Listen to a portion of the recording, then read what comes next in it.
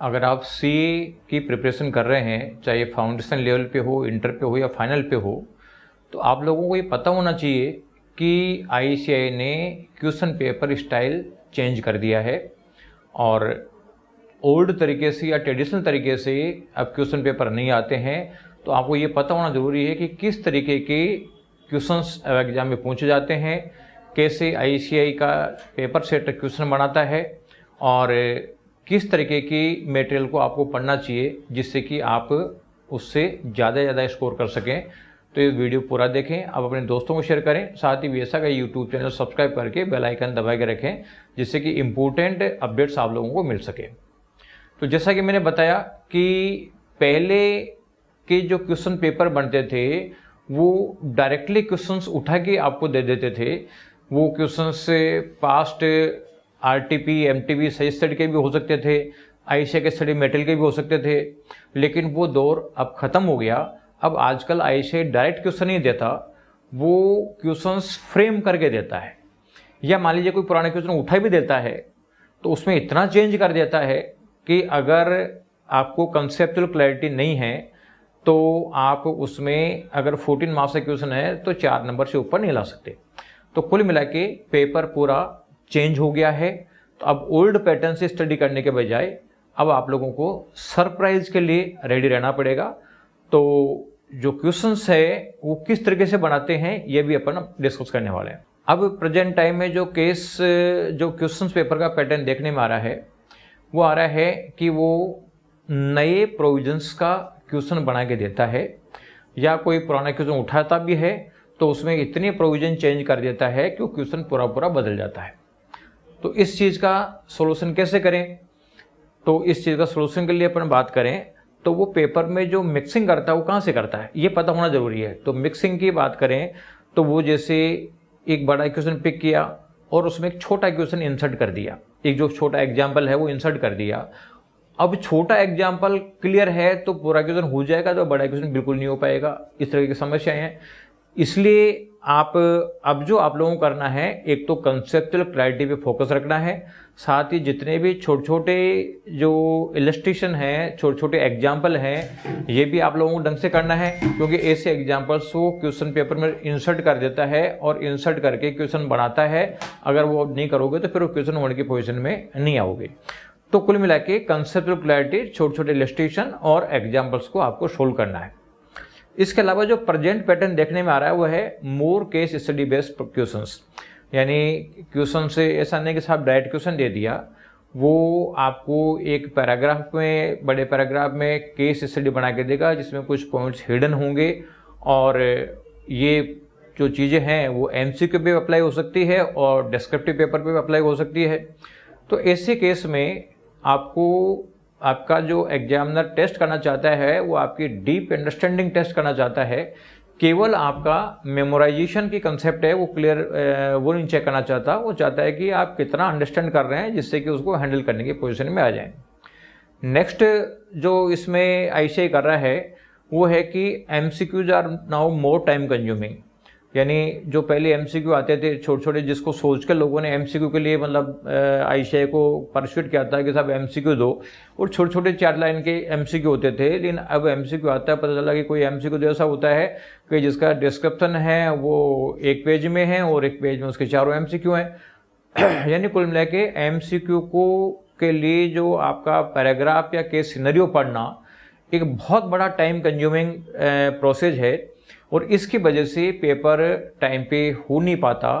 तो आप लोगों को ये टाइम मैनेजमेंट स्किल पे भी फोकस करना पड़ेगा एग्जाम में अपेयर होने से पहले कि किस तरीके से टाइम मैनेजमेंट करें, कितना बिगनिंग से वेरी बिगनिंग से अपन स्पीड बढ़ाएं जिससे कि अपन ज़्यादा करने की पोजीशन में आ जाएं।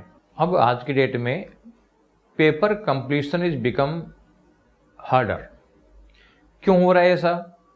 क्योंकि जो पहले जो क्वेश्चन पेपर पूछे जाते थे और आज के जो क्वेश्चन पेपर पूछे जा रहे हैं उन क्वेश्चंस में पूछने का तरीका बदल दिया, केस स्टडी बदल दी, और इसकी वजह से चाहे कोई सा भी लेवल हो आपका पेपर की साइज थोड़ी बढ़ गई है। इसलिए अगर आपकी स्पीड स्लो है तो आप ये मान लीजिए कुछ क्वेश्चंस अनआंसर्ड रह सकते हैं, तो आप लोगों को बिगनिंग से ही स्पीड बढ़ानी पड़ेगी। एक जो चेंज देखने मिल रहा है वो है pattern is same but content is new. यानी जो आपके पहले लगभग जिन चैप्टरों से पूछा जाता था, चैप्टर चाहे वो सेम ही हों, लेकिन उनके अंदर के जो एडजस्टमेंट्स हैं या कुछ ट्यूट्स हैं या फॉर्मेट्स हैं वो बदल गए। यानी जैसे एक चैप्टर में 10 एडजस्टमेंट होते थे, पहले 1-2 एडजस्टमेंट के क्वेश्चन आते रहते थे, अब प्रेजेंट टाइम में वो दूसरे एडजस्टमेंट जो हैं, जो अभी तक अनटच एरिया था, उन अनटच एरिया से भी क्वेश्चन आ रहे हैं। तो आप लोगों को अब यानी उस चैप्टर का पूरा पार्ट पढ़ना पड़ेगा, उसमें से इम्पोर्टेंट पार्ट एक्सेप्ट करके, और ऐसा नहीं कि सब हम पास होने की पोजीशन में आ जाएंगे। एक जो प्रेजेंट टाइम चल रहा हुआ है, surface level study doesn't work anymore.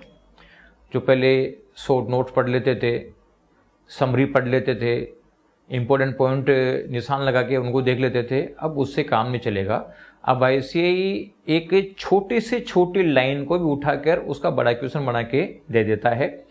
इसलिए आईसीएआई का स्टडी मटेरियल आपको लाइन टू लाइन पढ़ना पड़ेगा, तो उससे फिर किसी भी तरीके का बाहर का पेपर आने की संभावना खत्म हो जाएगी। तो ये पढ़ने का तरीका भी आपको चेंज करना पड़ेगा कि सरफेस लेवल स्टडी के बजाय हम इन डेप्थ स्टडी करें आईसीएआई के स्टडी मटेरियल्स। एक जो प्रेजेंट टाइम में आईसीएआई आपकी एनालिटिकल स्किल टेस्ट कर रही है, जैसे आपका AI tools chat GPT available है, आईसीएआई भी चाहता है कि आप सीए बनने के बाद इरिप्लेसेबल पोजीशन में आप आ जाओ। यानी आपकी थिंकिंग जो है वो इरिप्लेसेबल होनी चाहिए एआई से।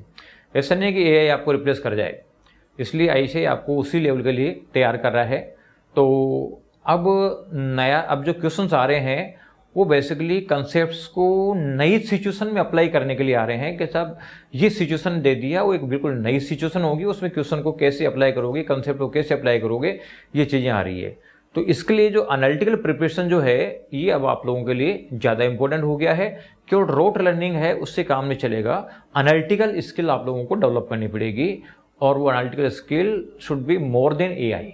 आज के समय में time management plus conceptual clarity ये दोनों मिल जाएं तो फिर आपका जो सक्सेस होना निश्चित हो जाता है।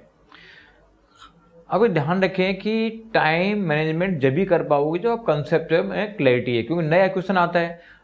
अब नया क्वेश्चन आता है, कंसेप्ट क्लियर है तो आप फटाफट लिखना चालू कर दोगे, और अगर कंसेप्ट वीक है तो ये सोचने में ही टाइम निकल जाएगा कि क्वेश्चन कहाँ से स्टार्ट करूँ और आगे फर्दर किस तरीके से मूव करूँ। तो इसके लिए आपको क्वेश्चन पेपर को फास्टर तरीके से करने के लिए आपको स्ट्रॉन्ग कंसेप्ट जो है ये आपको प्रिपेयर करनी पड़ेगी, कंसेप्ट क्लैरिटी रखनी पड़ेगी आपकी। यानी कंसेप्ट क्लैरिटी और स्पीड दोनों में बैलेंसिंग रखोगे तो फिर एग्जाम सक्सेस करने में कहीं पे भी दिक्कत नहीं आने वाली है। अब प्रेजेंट टाइम में selective studies a dangerous trap. बहुत सारे बच्चे देखते हैं यार ये चैप्टर पढ़ लेते हैं, इनमें से क्वेश्चन आएंगे, कुछ चैप्टर ऐसे हैं जिनमें से क्वेश्चन आते नहीं है।